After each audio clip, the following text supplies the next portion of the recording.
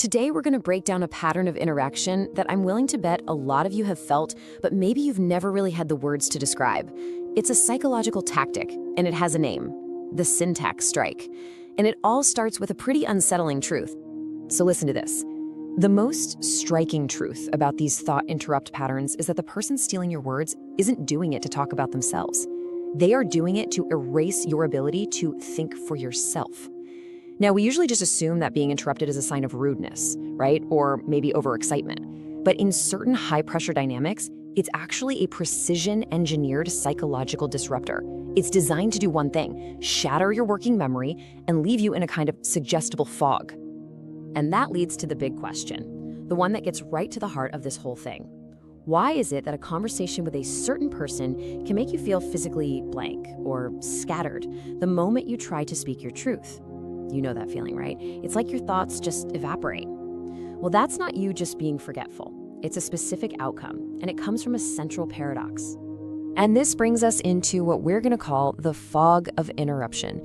To really get this, we have to completely reframe what's happening. We've been taught to see interruptions as just, a social mistake, someone's a loud talker, or they have bad manners, but that easy explanation is exactly what lets the fog roll in. It makes us write off a deliberate act of control as just a personality quirk. And when we do that, we miss the point entirely.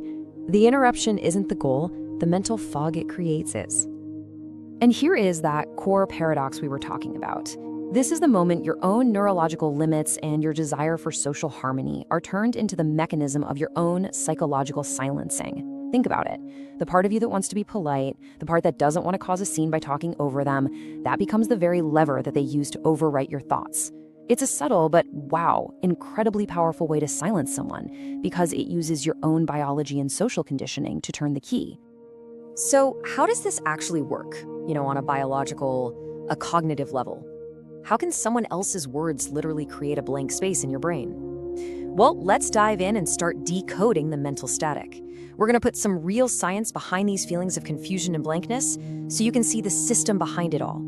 This is where we stop just feeling the effects and start understanding the cause. Okay, so the big concept here is a real phenomenon called cognitive interference. To get it, you have to know about a tiny part of your short-term memory that neuroscientists call the phonological loop. Just think of it like your brain's temporary scratch pad for words. It's where you hold a sentence together while you're building it. The thing is, it has a really, really limited bandwidth. Cognitive interference is when someone else's verbal noise is perfectly timed to completely saturate that loop. It's basically a denial of service attack on your brain's RAM. Their words don't just interrupt you, they literally flood the system and push your thoughts right out. And you see this dynamic pop up in some very specific high-pressure places. It's super common in high-stakes professional settings, where a rapid-fire talker can just steamroll a decision before anyone can even think of a counterargument. It's also really common in what are called enmeshed relational systems, like families or partnerships, where anytime you try to set a boundary, you're just met with this disorienting wall of static. And of course, you see it in hostile social circles, where people maintain their status by making sure nobody else can ever finish a coherent thought. Now, this externally created interference leads to the first and honestly the most insidious psychological trap, the confusion hook. This is the moment you internalize the attack. You get interrupted, you lose your train of thought, and in that blank moment you think, well shoot, if I forgot what I was saying, it must not have been that important. You blame your own mind for failure that was actually manufactured from the outside. It's a brilliant, terrible trick because it uses your own self-doubt to make you an accomplice in your own silencing. And this describes the physical part of it so perfectly, what the source material calls a phasic vertigo. This isn't just some clever phrase. It's that real gut-level feeling of your mind just hollowing out the second you get talked over. It's this dizzying, disorienting sensation where your brain literally drops the sentence it was building. If you have ever felt this, that sudden mental drop, that static rushing in, you know it's a deeply unsettling physical thing that's way more than just being frustrated. Okay, so we know the science, we've put a name to the feeling. Now let's break down the actual mechanics. How is this mental silence created so predictably, over and over again? It's time to pull back the curtain on this little magic trick. This next section lays out the anatomy of the syntax strike. It's a repeatable, 3-step takedown that I promise you, once you see it, you can't unsee it. All right, this whole takedown follows a really predictable 3-step sequence. Step 1 is the syntax strike itself. The interruption isn't random, it is timed perfectly for what's called the inflection point, that critical moment right before you make your final point. That precise timing causes a working memory flush, basically forcing your brain to dump your sentence to deal with the new information. Then comes step 2, the semantic diversion. Immediately, the topic shifts to something with a high emotional charge, an accusation, a dramatic tangent. This is designed to trigger an amygdala hijack. Your brain's fight or flight system kicks in and rational thought just goes offline. Your mental slate is now totally wiped clean. And that leads to step 3, the blank state capture. While your mind is empty and disoriented, the disruptor provides their version of reality, what you really meant or what the situation really is. And because your brain is just desperate for the chaos to end, you're super likely to just accept it, to make the noise stop. So what happens when this cycle repeats over and over and over? Well, the long-term result is a state called executive exhaustion. Your brain, through conditioning, learns a really dangerous lesson. Speaking up equals neurological stress. It equals that awful, dizzying feeling of aphasic vertigo. And staying silent, well, that means safety. That means peace. Over time, you don't just lose a few arguments, you slowly lose the will to even start them. Your core ability to plan and articulate just gets worn down by these repeated attacks. And this brings us to the biggest question of all. Why? Why does this happen, and why are we so vulnerable to it? We have to understand, this isn't just a disagreement. It's not a conversational style. When this pattern is at play, the conversation has turned into a battle for perception. It's a fight over who gets to narrate reality in real time. And the key is this fundamental clash of goals. On one side, the disruptor's goal is often what you could call total perception management. By breaking your train of thought, they get to define your reality for you. They can rewrite what you intended to say before you even finish saying it, and that gives them total leverage. On the other side, the target's vulnerability is usually a deep-seated need for conversational harmony. I mean, a lot of us are just wired to be polite, to not talk over people. We value not being rude way more than we value being clear, and this dynamic exploits that instinct perfectly. This quote from the source just reframes the entire thing so well.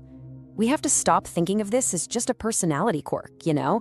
Oh, they're just passionate or they get excited. When it's used systematically, it becomes a social fortress. Think about that image, a defensive wall of noise, built specifically to make sure your perspective, your needs, your very sanity stay caged up and can't get out. So, we've diagnosed the problem, we've looked at the science, we get the motives. Now, how do we start to fix it? The solution isn't about learning to argue louder or faster. It's about forging what the source calls linguistic sovereignty. It's about reclaiming the right to your own thought process. And it all starts not with confrontation, but with quiet internal awareness. The road back to sovereignty starts with just becoming aware. So the first tool for this is the inflection audit. Start acting like a detective in your own conversations.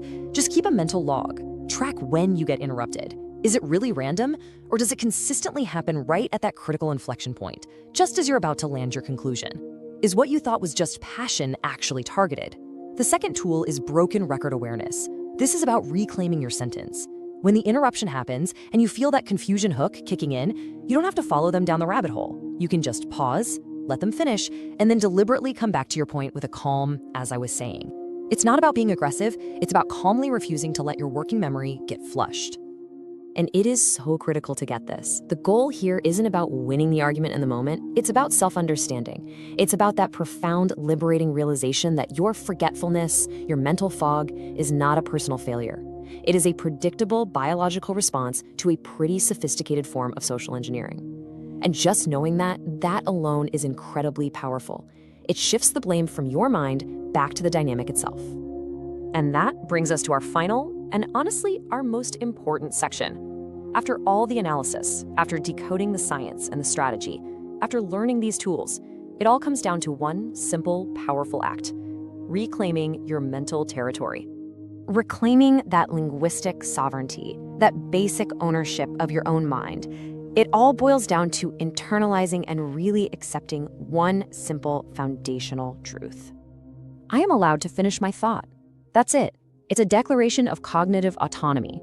It's not asking for permission from anybody. It's a statement of a fundamental human right.